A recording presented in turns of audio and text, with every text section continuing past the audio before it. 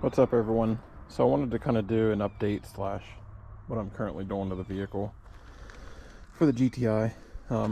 Today I'm actually taking the headlights out and I'm going to clean up some of the wiring. I just don't like how I did it. So that's today's goal. Plus I have different, I'm not a fan of the bulbs that have the fans. I know they're probably going to last longer. I mean, I do drive this car, but I don't really drive it all that much at night. So I got these bulbs that do not have fans, that are slimmer profiles, that should fit a lot better, which I'll show you once we get there. But for now, I'm going to take the bumper off and get the headlights out, which I've showed how to do before. And then once I do that, I'm actually going to go through the car and show everybody some updates, some things that I didn't film, and maybe where we're going to go with this vehicle. So once I get the bumper off and the headlights out, I'll be back. Alright, so I got the bumper off. I already took the headlights out, fixed some of the wiring with them. Alright, I'd already taken the bumper off, took the headlights out and fixed the wiring. I was gonna... Alright, so back at it. I'm gonna do the fuel filter. Sorry it's not that bright under here, but the fuel leak's coming from the fuel filter. So these fittings on the end here are quick, or I guess you'd consider them quick connects. Usually they have a tab that you either push or pull, and then you can slide the fuel line off. It's the same on both sides. I don't think you can see it on camera where you actually press them in at, but I'm going to get those fittings off first. What you want to do first is either, if you have quick access, unplug the fuel pump and start the car until it dies, or you're going to want to just pull the fuel pump relay, do the same thing, start the car, run it till it dies. That'll relieve fuel pressure so that when you pull these off it doesn't just blast fuel everywhere. I do have a rag with me just in case it does still leak or spray or whatever, but I'm going to get those two hoses off, and then I'll undo the clamp that is holding it on, and then once I get it out, we'll come back. Back under the car, got the fuel pump out. Bad news is, you can see I broke this fitting, one of the push lock fittings. This one came out pretty easily. This one just wasn't having it. There's nothing I could do to get it out. It ended up breaking, so whatever. So I ran to one of the dealerships and got it's a plastic repair kit, but they have a kit full of different hoses, sizes, whatever, and it's just this plastic line that you basically shrink wrap and then clamp to new fittings. So I yanked the whole feed line out, and it's going to be awful getting it back in because it's got to go. So there's where the filter sits, right there. So there's a hole up in there that it's got to get fed through. So I actually loosened, you can see I loosened the tank straps. I do have the tank a little loose, just to give me some more room. But I wanted to show you this real quick. Hopefully there's still some in it, but I wanted to show you what came out of this filter. Let me grab a rag. I don't know if any more will come out, but I hope that you can see how dark. So of course this is the feed side of the filter. Anything that came out of this side was going to the engine. It came out clear, but I mean, you can even see that spot right there. You can just see how dirty the fuel was in that filter. So this was definitely the issue right here specifically. There's I mean, you can see it's wet and it's a soft spot. Like I can actually press it in with my finger, and I mean this whole thing just, it's rough. So the only weird thing is it was like this in the car. So pump's pumping into here and it's going this way.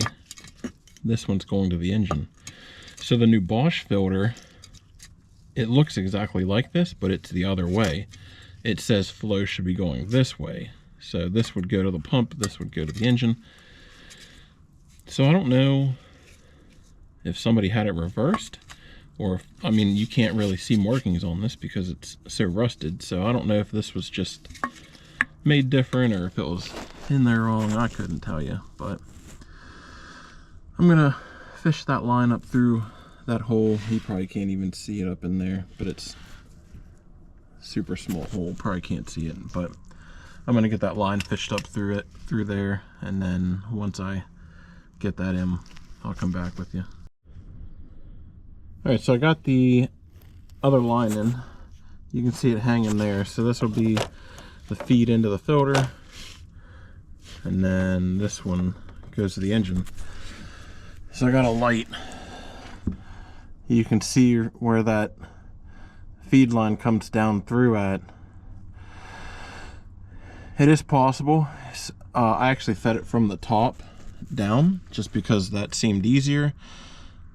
And I guess it was, I don't know, it worked, but you gotta really, like when you're up top, you have to push the tank down, feed the line down a little bit, and then it had to come under here and kind of make sure it gets through that hole there.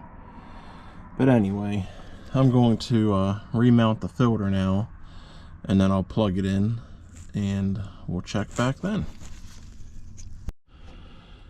All right, fuel filter's back in.